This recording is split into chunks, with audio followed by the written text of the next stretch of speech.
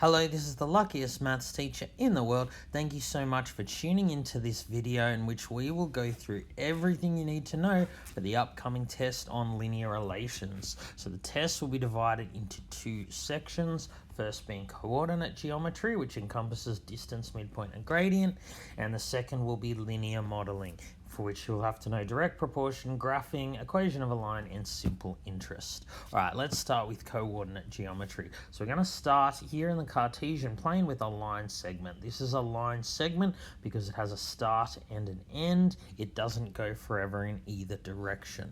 So what you need to be able to do with a line segment is calculate its length, midpoint, and gradient. So let's start with the length. The length of this line segment is also seen as the distance between these 2 points, and to calculate it we can use Pythagoras. So we'll make a right angled triangle, and we can always do this because the x and y axes are always at right angles to each other. So we need to find this distance and this distance if we want to find that one. So to go from x is -3 to x is 4, we've gone across 7. So the distance there is 7. We've also gone down 7. So I'm going to put a -7 there. The negative indicates that I've gone down. So let's use Pythagoras to find this distance there. Pythagoras tells us that the hypotenuse of a right angled triangle, this line here, the line segment, is the square root of shortest side squared plus shortest side squared. Make sure you use brackets whenever you're substituting a negative. So if you put that on your calculator, you get about 9.99, just under 10 units. That's what the U means, units. Don't know whether it's centimeters, meters, don't really care. So 9.99 units is the length of this line segment. It's also the distance from this point to this point. So to find the midpoint, we go halfway along each axis. So we said before we've gone across 7 on the x-axis. So halfway would be going across 3.5. So if you go across 3.5 to the right, the x-coordinate is now -3 plus 3.5, which is 0.5. So the midpoint is a point. It needs an x value and a y value. To find the y value, we'll do the same. To go from 4 to -3, we've gone down 7. So halfway would be going down 3.5. So if we subtract 3.5 from 4, we also get 0.5. So the midpoint of this line segment is 0.5, 0.5. It's okay if the midpoint has decimals in it. So the point 0.5, 0.5 is around about here. The midpoint is the point along the line segment that divides it in half.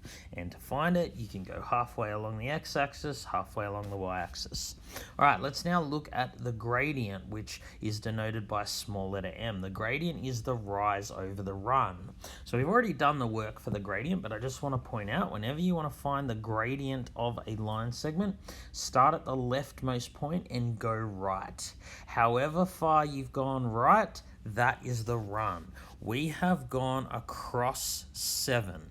So 7 goes on the bottom for the run.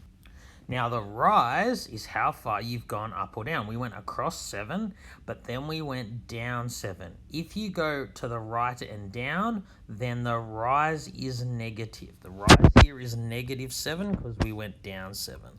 Of course, -7 divided by 7 just simplifies to -1.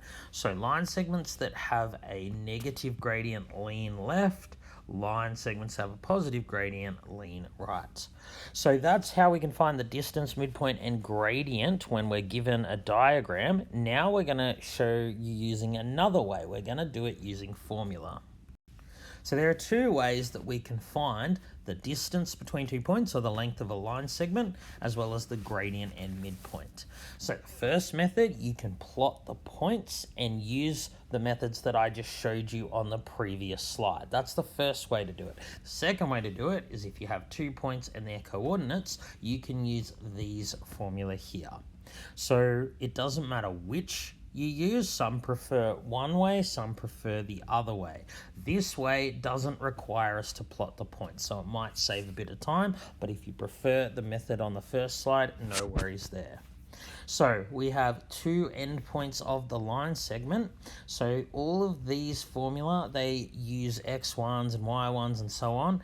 x1 means x coordinate of the first point. So the x coordinate of the first point here is -20.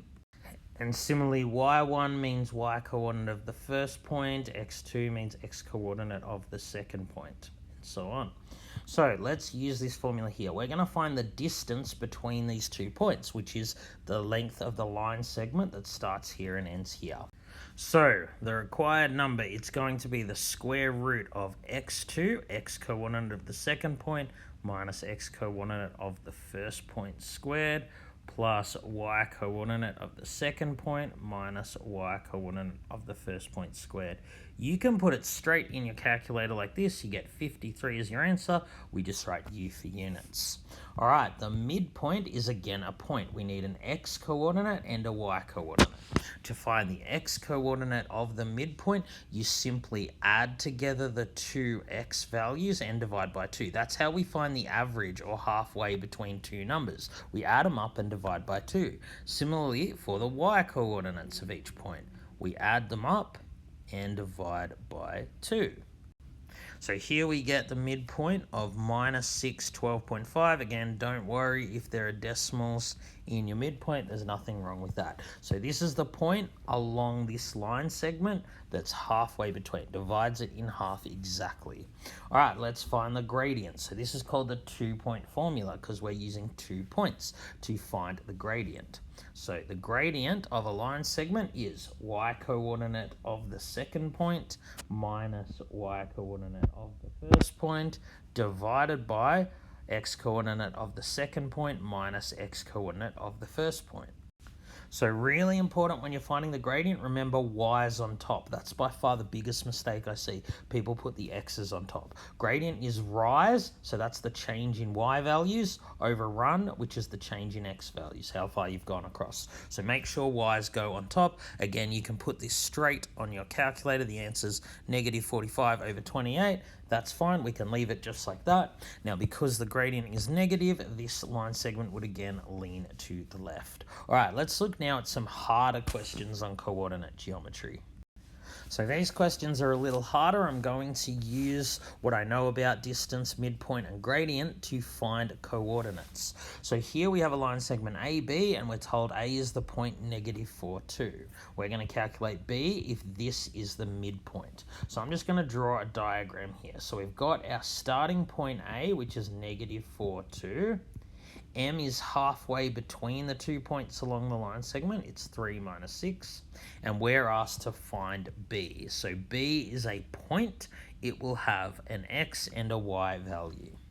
So because this is the midpoint, this X coordinate will be halfway between these two X values. So to go from -4 to 3, you have to add 7. So we're going to add 7 again. 3 plus 7 gives us 10. So in doing that, we found 3 is halfway between -4 and 10, which is what we want. We'll do similarly for the y values. So to go from 2 to -6, we have to subtract 8.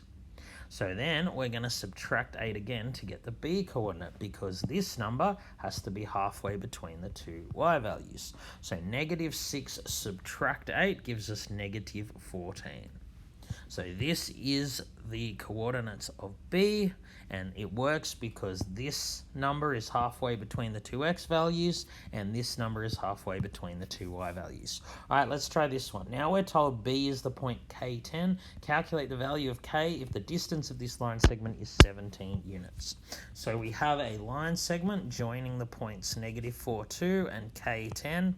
We're told the distance is 17. We are going to use the formula for distance between 2 points, which is also the formula for the length of a line segment.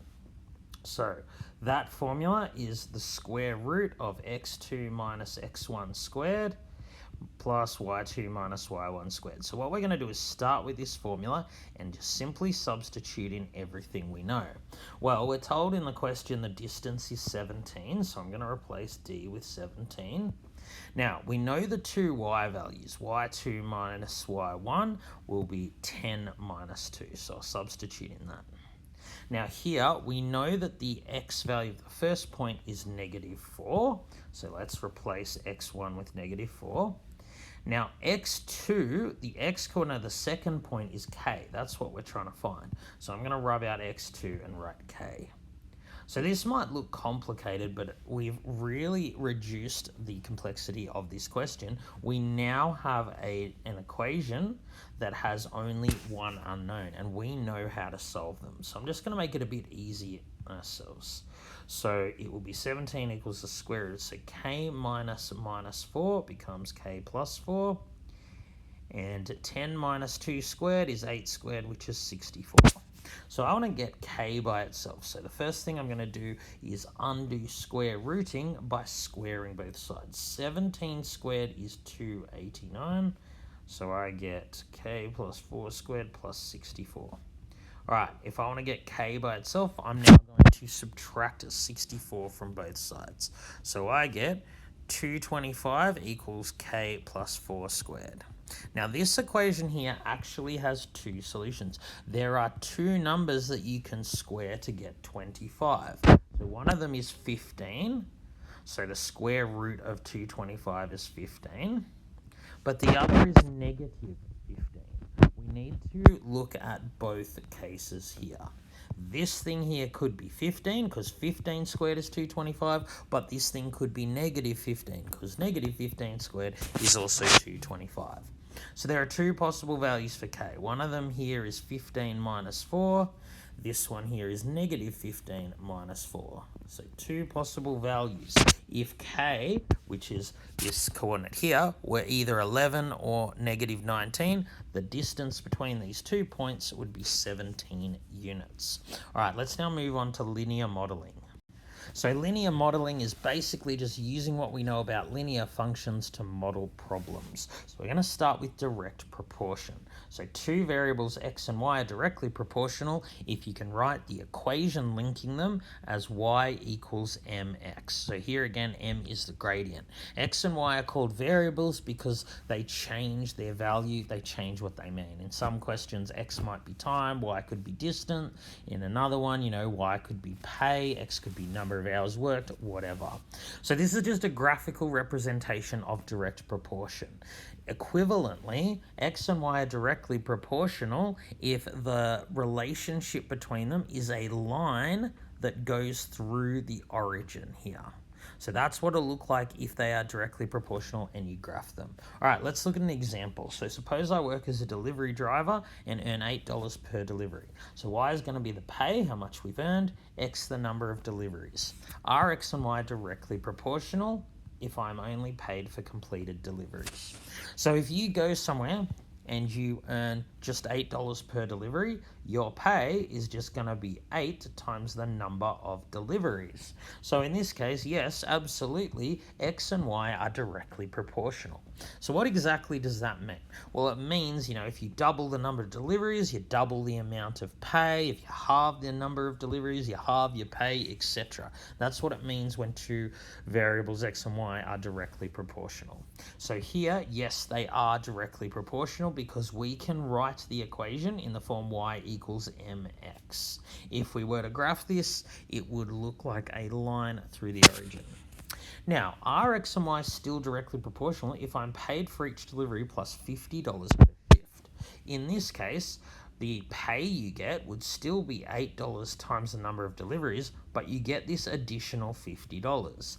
This additional $50 here means no, x and y are no longer directly proportional. As we will see on the next slide, if you graph this, it actually doesn't go through the origin. So if this was your pay, if you double the number of deliveries, you don't double your pay. So for example, if you were to do 2 deliveries, you'd get paid $66. If you were to do 4 deliveries, you'd earn 8 times 4 plus 50, you would earn $82. You can see that doubling your deliveries did not double the pay. So just note that all directly proportional relationships are linear, but not all linear relationships are directly proportional. Here, x and y are still linear. If you were to graph this function, it would still be a straight line. There's still a constant gradient, but it's not directly proportional owing to this number here. It's not in the form y equals mx. All right, let's now look at graphing a function like this. Except for the case of a perfectly vertical line, which has an undefined gradient, all linear relationships between x and y can have an equation written in the form y equals mx plus b. So this is very similar to what we saw for direct proportion, but there's a b on the end. So all linear relationships can be written in the form y equals mx plus b. M is the gradient, which we've seen before, and b is the y-intercept. It's where the line hits the y-axis. So this was the equation from the previous slide with the deliveries. Pay was $50 plus $8 per delivery. We're going to graph this function. So how do you graph a function? Well, when it's in the form y equals mx plus b, you just take your y-intercept and mark it.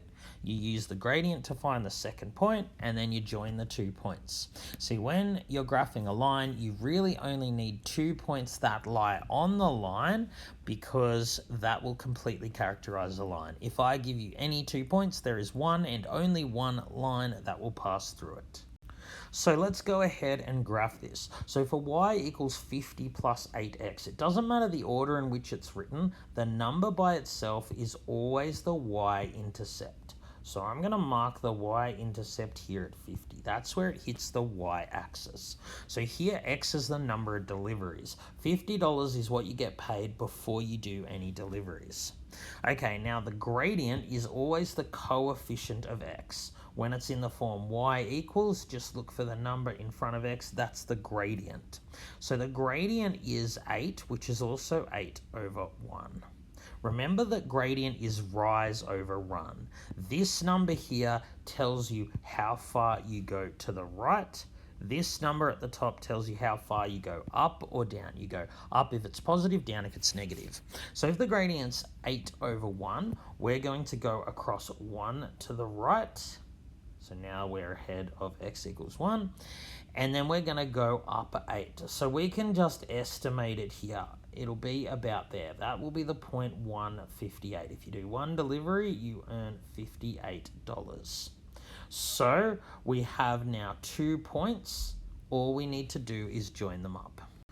So when drawing a line like this, we should put arrows on. I'm going to put an arrow here because it'll keep going. I don't put an arrow here because you can't have, negative deliveries or negative pay or anything like that.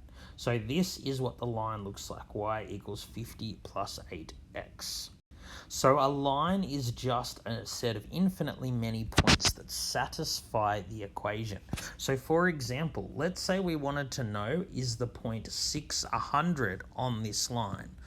All we would do to check if this point lies on this line, we substitute it into the equation and see if we get a true statement. So this was our line, y equals 50 plus 8x. Now if we substitute x for 6 and substitute y for 100, remember in points it's always x first, y second. If we get that, we get the equation 100 equals 50 plus 8 times 6. 100 equals 50 plus 48. Now clearly 100 equals 50 plus 48 is a false statement, so that means no, this point does not lie on the line. The points that do lie on the line are the solutions to this equation. They are the values of x and y that can be substituted to make this a true statement. Alright, let's now look at finding the equation of the line.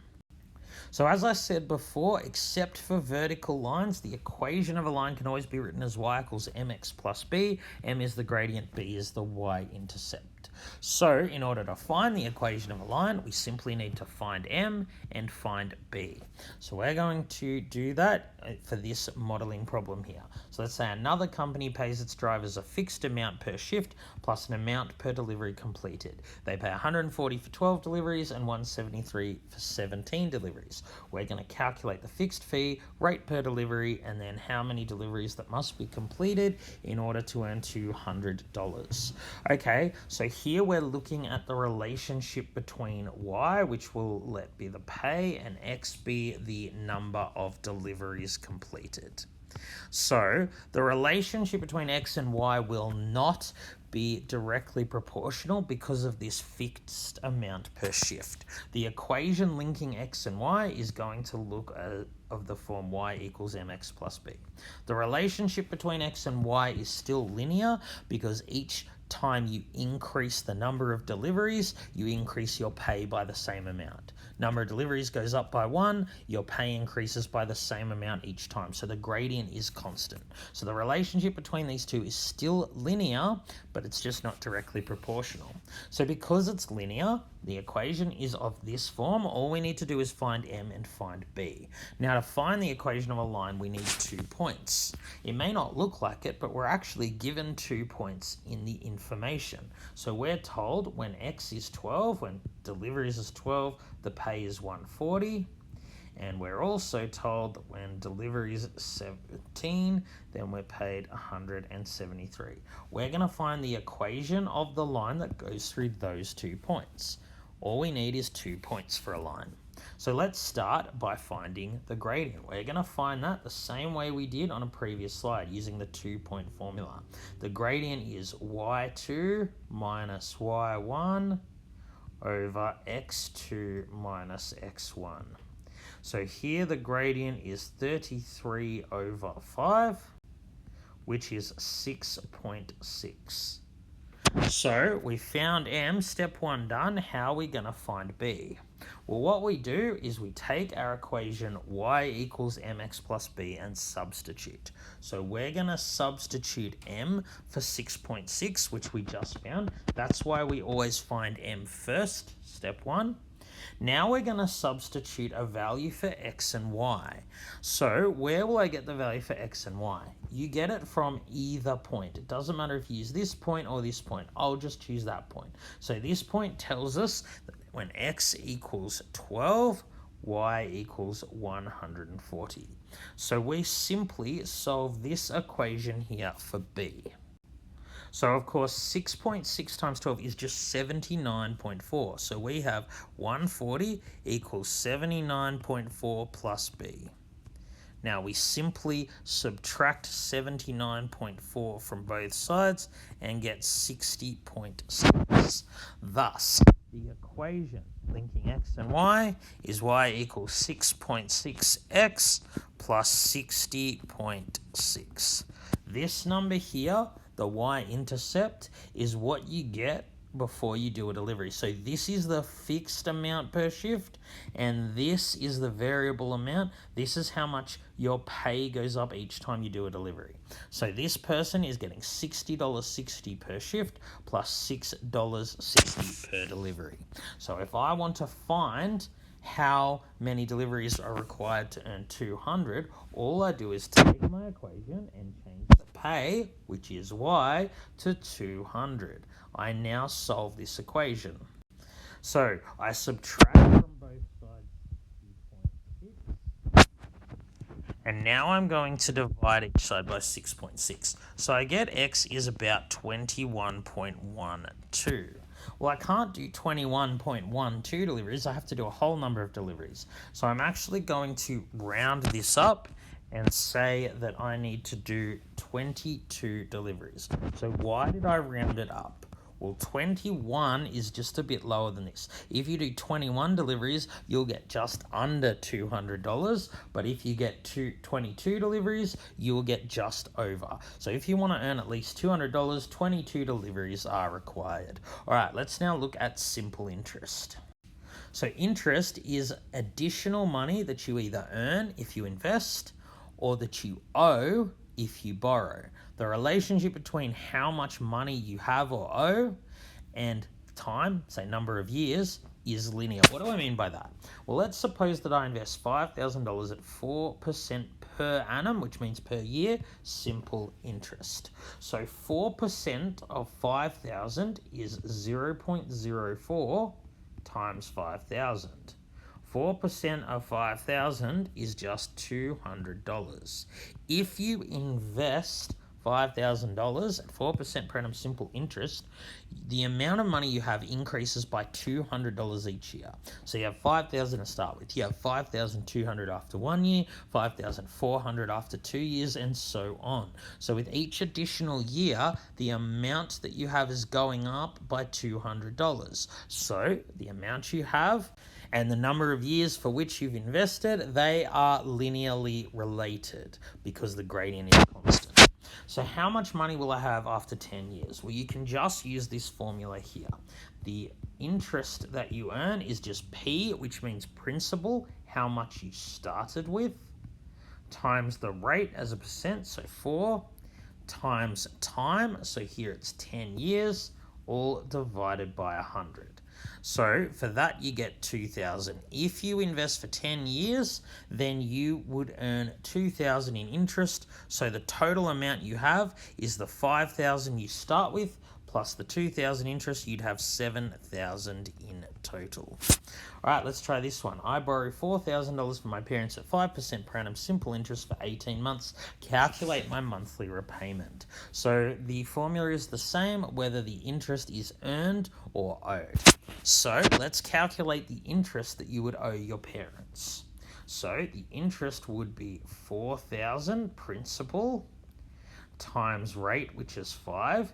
Now we have to times by the time. So this note here says same units. Rate and time have to be in the same units. If the rate is per annum or per year, then T has to be in years. So I'm not going to times by 18, I'm going to times by 1.5 because 18 months is 1.5 years. 18 divided by 12 is 1.5. So I equals P RT. Now R and T are in the same units, and I need to divide by 100. So the answer I get here is 300. So you will have to pay back your parents 4,000, but you will also have to pay them back the extra 300 in interest. So you're going to need to repay 4,300 in total. So the monthly repayment is just 4,300 over 18. So we'll get a decimal if we put that in our calculator. For money, just round to 2 decimal places. So it's about $238.89 per month. That will ensure you repay the principal and the interest. All right, let's now look at where we're solving for P, R, or T. So calculate the simple interest rate required for my investment of $25,000 to grow to $32,000 in 4 years. So because we're looking at simple interest, we're still going to use the formula I equals PRT over 100. So let's substitute in everything we know. Firstly, the investment starts at $25,000. That's the principal. That's what we start with. So we replace P with $25,000. Now R, the simple interest rate, is what I'm trying to find, so I'll leave that alone. Now I'm going to substitute T for 4 years. So I have 2 unknowns here, so I can't yet solve. I can also, however, substitute for I. If you want to start with 25,000 and end up with 32,000, then that means that you have earned $7,000 in interest. The interest is the additional money that you either earn or you owe. So this is our formula here. This is an equation with 1 unknown, so we can easily solve for R. So let's make this a little easier to work with. So we have our 7,000. Now 25,000 times 4 divided by 100 just gives 1,000. So we've got 7,000 equals 1,000 R. We now undo timesing by 1,000 by dividing by 1,000. We get 7 equals R. So 7 is the rate, so it'll be 7%. Now because T was in years, the rate will also be in years, so it'll be per annum. All right, let's try this one. How long will it take my investment to triple at 4% per annum simple interest? So here we use our formula PRT over 100 equals I. That is always the formula we use for simple interest. Okay, so here we're going to substitute R. R is 4 because it's 4% per year. Now, we don't know IP or T, but we do know that we want the investment to triple. If we want the investment to triple, we want I to be equal to 2p. You need to earn in interest double what you started with. It might seem a bit counterintuitive, but think of it this way. If you invested $100 and you want to triple your investment, you want to have $300, which means you've earned $200 in interest. You want to earn twice the principal, so the total amount you have is 2p plus p, which is 3p. So if you want to triple your investment, the interest needs to be double what you started with. So I'm going to replace I with 2p. Now, for this equation here, I still have two unknowns, but I can divide each side by p. You can do whatever you want to one side of the equation as long as you do it to the other. So I'm left with the equation 2 equals 4t over 100. You know how to solve this. We times by 100 and divide by 4. So we get t equals 50. Now, because the interest rate was per annum, t will be 50 years is what you need. Now, this is the answer regardless of how much you initially invest. If you initially invest $1 or $1 million, it will always take you 50 years at 4% per annum to triple the amount you have. All right, thank you so much for tuning into this video. Best of luck studying for the test, but you'll ace it. You're a star. This has been the luckiest maths teacher in the world. Have a great day.